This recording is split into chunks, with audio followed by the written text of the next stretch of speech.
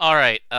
Welcome everybody to episode number 182 of Granblue Radio. I'm Vibrating Sheep. I run Granblue EN on Twitter. Uh, with me, as always, my co-captain in the crew, What's good? It's DJ. and so it's a quiet week. We've got very little in the way of news dropping, which is something that we tend to bless after a Corrigan drops, because we spend like an hour and a half talking nonstop about Granblue Fantasy for that time, and then we, Mm-hmm. go into holding for a little bit. So, um, we'll start with our new Xeno Vohu toy. So, we have the new summon for Xeno Vohu Mana. Mm-hmm. I've been quietly full autoing in another screen in order to get all four copies of this thing. I don't know if there's anybody who has actually reported finding this thing in a drop. Has anybody you know? I don't even. I've never seen it actually, Do we and have I a don't drop remember list on this seeing. thing? I don't remember seeing Ifrit as a drop either for that either, Yeah. So this thing appears to be designed for you to have one and exactly one of them. because you can only get four. Yeah. And in some ways that's fine because the call effect for being a farmable summon and like farmable in the course of a couple of days is actually pretty powerful. I don't have this thing 4-starred yet, but essentially this call effect, which is 300% Earth damage to all foes, blah blah blah. Um, it follows the same rules as Arcarum summons, Yeah, it caps at 1 million, so 1.1 million. and for example, skill cap is the highest increase in cap amount in the game. So that's what 50% from skill cap, or is it 40%? I don't know the numbers off the top of my head. It's a lot. And so you get, up to about 1.5 million from having like a skill cap up either on like an Ultima or an Opus or something. And then you can just tack it on from there. And I don't know if you've noticed this recently, DJ, But but Earth is really, really fond of skill damage right now yeah, because there's this character you see. His name's Lobelia, and he just turns everything into skill damage. Anyway, um, for people who aren't, in super advanced Lobelia Town, this summon is a really good bridge. Like, currently I summon Hanged Man on turn one to just one-shot things in Arcarum, or just to clear waves with as little like effort as possible, and then you can have all of that power in this handy little Xeno package that you it didn't have to sh spend like 6 months on.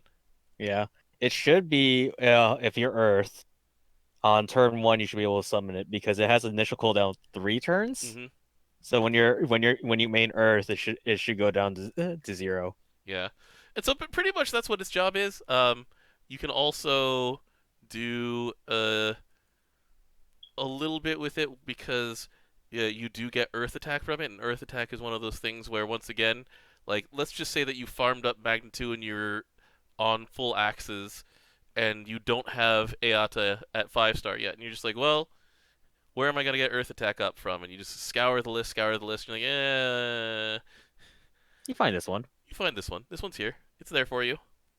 At 4 stars, a 6 turn cooldown, and this thing, the Earth attacks last for 3 turns. Yeah, so it's up half the time.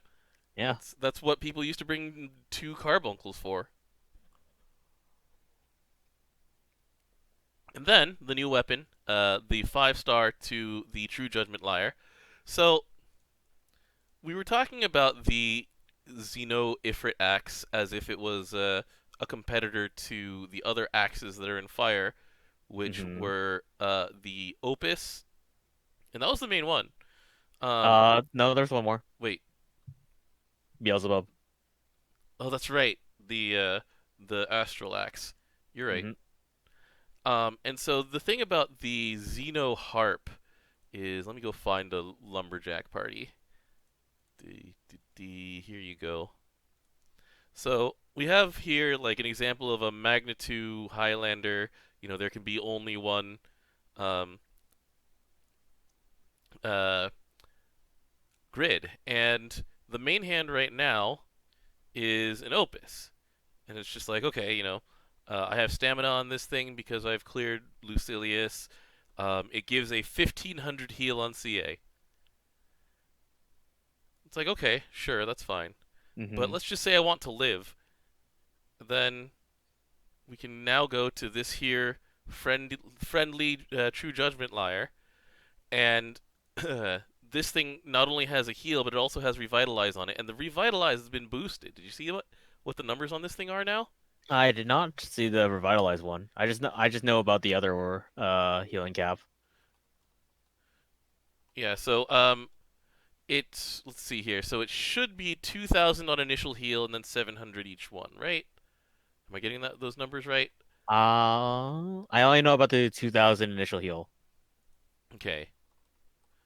So just from the initial heal, it's for survival better than the Dark Opus, and you're allowed to run the Draconic if you're trying to live and play Lumberjack, which a lot of Lumberjack teams are trying to do. They're just trying to live as long as possible so that Hmm. eventually just grind it down with superior survival.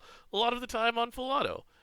Yeah, the only unfortunate thing is that you don't get the second effect because you're not gonna if you're being lumberjack, you're not gonna get high voltage. Yeah, that's unfortunate. They actually updated several skills in order to refer to things that are not uh, specifically Elysian and Drum Master. Um, it was Uli Kumi that got that change. Unfortunately, this one Correct. hasn't gotten it yet. So the main character only ability unfortunately falls behind when you're not specifically playing Elysian or the Drum Master line. But otherwise, It's still I, good.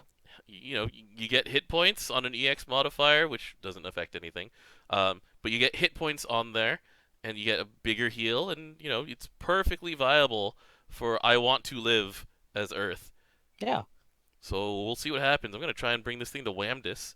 I'm never doing Whamdis again, DJ. I hate that fight. I can't wait for Six Dragon raid. I don't make me. I have 22 Thunderbolt wheels, and the thing is that after that, the only one left to farm is these Abyssal Tragedies, and I don't want to fight Whamdis.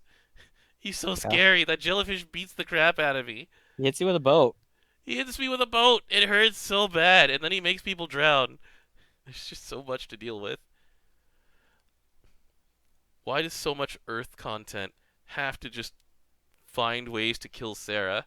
because Sarah's like undefeatable otherwise.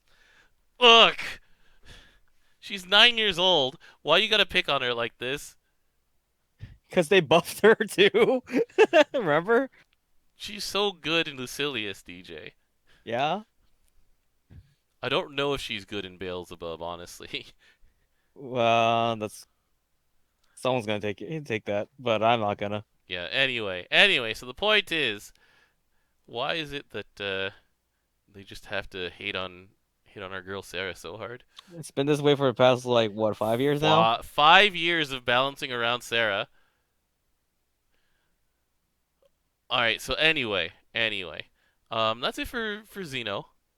Hmm. Um, the other bits of news. So we had Tanabata, July 7th, and usually we only get a piece of like special Granblue fantasy art from the Twitter. Which we did. Yeah. Let me just pull that up in a second. But um, anyway, so usually that's it. It's like here's a piece of art for Tanabata. Someone's looking at the sky. Congratulations, or they're hanging up like stuff. So here's last year's. Let me just pull this in. So here's them as Orihime and Hikoboshi. Here's 2018.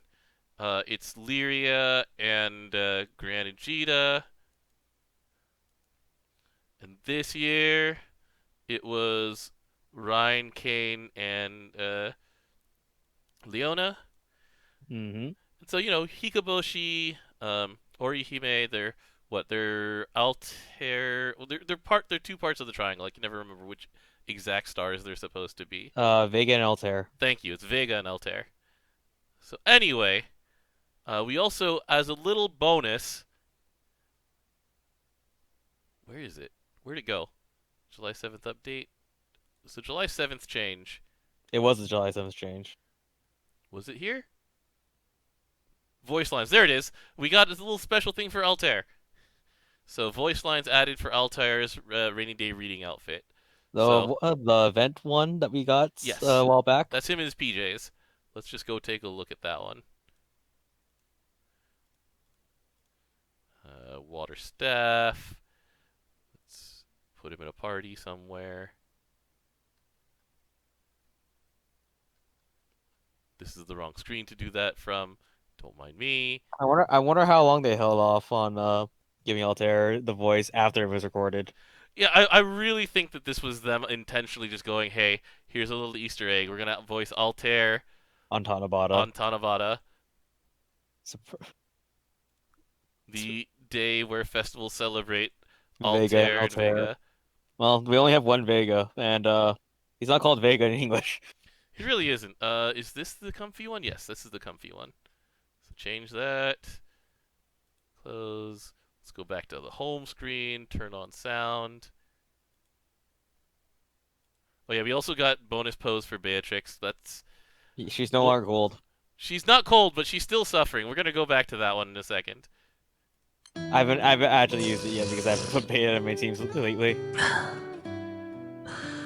やはり読書には温かい緑茶が一番ですね。 That was the sound of him drinking something. I thought he was just going. Got it. Okay. Amazing. We're good. I'm good at this. It's fine. So yeah, here's Comfy Altair. But let's go back to Bea. Like, there's a lot going on in that art because remember that Bea is suffering, right? Bea's always suffering. And so we've got ourselves. So this is Comfy Bea, and we got to compare this to her old Bea, which is this one, but it's this.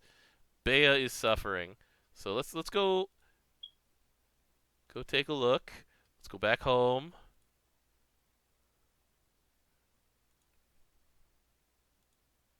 Where'd that go? Wait. Oh, it's gone. Oh, well, whatever. So, anyway, what was I doing? It was here.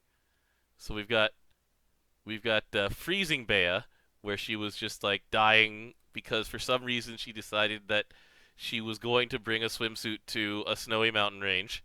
Look, she was planning to get her sword out of the lake, and she thought ahead. She really did think ahead. She galaxy brained her way into hypothermia. So what I want to point out here is there's a couple things. So her hairpiece has fallen out and it's just floating in the water. Yeah. She's pretty clearly just fallen over. Like, apparently this beach ball hit her in the chest or something and she just fell.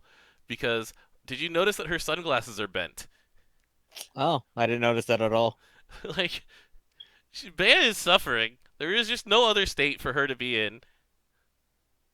Like, her hairpiece fell off. She's, like, clearly just, I was going to call it face planted, but she's just fallen. And maybe it hit her in the head because these are, off. They're askew, and they're bent right here. And Bea's just suffering. It's just Look, at least the swimsuit's on right. let's not talk about that. All right. So anyway, that's pretty much it. The only other thing that was really, oh, I left that up. So this has been on this entire time. Yeah, that has. Yeah, the Ryan Leona Kane. What I was going to talk about is that Granblue TV channel is back after the comfy stream. They're allowed to record again. Yamamura Hibiku was there, so there's Leona, and it's good that it's back. It's bad for my sleep schedule. Your sleep schedule's always been messed up in the first place. I slept normally when this thing was gone. Now I wake up again at 5 a.m. on a Sunday to take screenshots. Look, at least it's not on a Monday. Yeah, I wouldn't do it if it was on a Monday. So anyway, um, I'm glad they're back. We're gonna get Granblue TV channel Lyria's Journal this coming week, so we're gonna get a little bit of news. It'll probably Hmm. be like a preview of the Proving Grounds um, spear. Although, wait, when does this end? When does 13th. what end? When is Proving Grounds starting? It's starting on the 4th. No, Starts on the Proving 22nd. starts on the 22nd. So we're gonna get some sort of preview of the Maydays then, probably the Maydays rerun and Proving Grounds.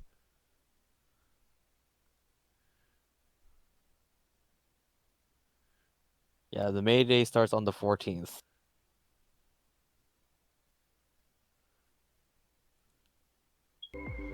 Whoops, that was not the right link to click on. Anyway, so that's it. That's all we have to talk about this week. Yeah. We've got the Maydays coming up. We've got Sharks. We've got all sorts of speculation because by this time next week it'll be the 16th, which was the 17th in Japan. The 17th in Japan is right around when they start doing Flash Gala, Hmm. and so we'll have a Yeah, lot of. also, What's up? the next banner coming up is win characters with 5-star uncaps. Yeah, so we're 99% likely to have Christina 5-star with that update. Which is funny because you can't get her in the gacha. It's fine. All right. So anyway, that's it for this week. Next week we'll be back. We'll be talking about, like I said, Christina. We'll be talking maybe about Flash Gala. Um, there's a lot of speculation that because Christina's voice actress was in the studio, she was maybe voicing another couple of characters that she also voices. Hmm. A pair of characters who, for censorship reasons, exist in a single pink dolphin suit. So we'll find out. We'll find out. They've done things like that before, but they've also not done things like that before. I mean, think about what happens every time Sakurai Takahiro's in the freaking studio. Like he was in the studio for Abby when he goes moon. He just makes Hmm. he just makes bobo noises, and it's not like they're gonna have a hold on a second. That's money. That's money right there. That's the that's not just money right there, but he also was in freaking uh, the Hot Summer Bonanza, whatever the food fight. Yep, that's also true. He Hot was. Summer Feet? I'm never going to get the name of this. Hot Summer Feet Eating Bonanza. Okay. Look, Eh, they mistook him for a contestant. he's just like, hey, free food. Hey! Wait, DJ! What's up? DJ! The De La Fee title has been updated. It actually has a It title actually has now. an English title now. I've been waiting so long for this. Because it used to be blank, and then it was only in Japanese. Well, it was only blanket in when your language was set to English. Now I can claim this one. It's happened. And it's an Indiana Jones reference. Indiana Jones reference. I think I said Joan. Anyway, uh, so that's it. Like I said, we'll see you next week, everybody.